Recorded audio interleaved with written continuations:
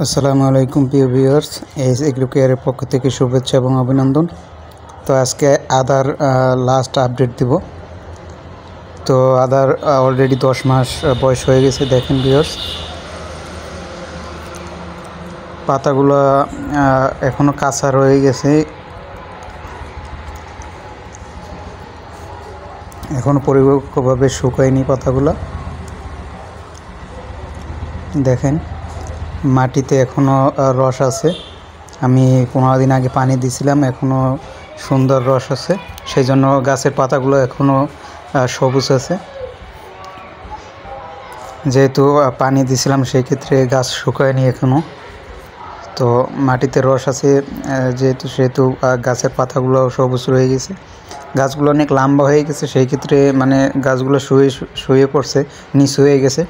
তো সেক্ষেত্রে অনেক ইয়ে দেখায়। দেখেন প্রত্যেকটা বস্তায় রস আছে। এখনও মাটির খুব সুন্দর দেখা যাইতেছে, গাছগুলো সুন্দর সবুজ আছে।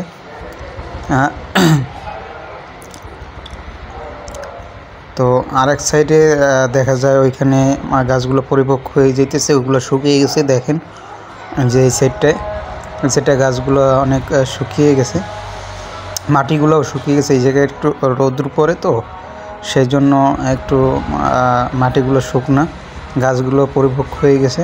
দেখেন শুকিয়ে গেছে গাছগুলো। কিছু কিছু জায়গাতে গাছগুলো এখনও সবুজ আছে। দেখেন যেটা রস আছে, দেখেন বস্তাগুলো লক্ষ্য করেন, যেগুলো বস্তার ভিতরে রস আছে, পানি আছে, আর্দ্রতা আছে, সেই গাছগুলো এখনও সবুজ আছে, খাদ্য গ্রহণ করতেছে।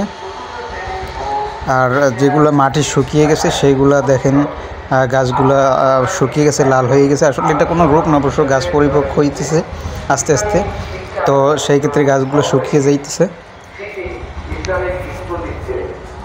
দেখেন এই আর একটা সাইড, দেখেন এখানে অনেক গাছগুলোই শুকিয়ে গেছে, কিছু কিছু গাছ সবুজ আছে।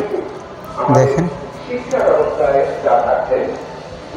কিছু কিছু গাছ এখনও একবারে সবুজ, হয়তো আর 2 সপ্তাহ বা 3 সপ্তাহের ভিতরে আর সবগুলোই শুকিয়ে যাবে। 10 মাস প্লাস বয়স হয়ে গেছে অলরেডি। তো দেখা যায় 2-3 সপ্তাহের ভিতর গাছগুলো পুরোপুরি শুকিয়ে যাবে, তারপরে আদা হারভেস্টিং হবে। সকল ভিডিও চ্যানেলে আপলোড করা হবে। আপনারা চ্যানেলটি সাবস্ক্রাইব করে পাশে থাকেন। তো আদার সকল আপডেট A to Z সকল আপডেট দেওয়া হবে। আদার হারভেস্টিং, আদা অঙ্কুরোদ্গমন, তারপরে আদার মাটি তৈরি প্রস্তুতি, সকল আপডেট দেওয়া হবে।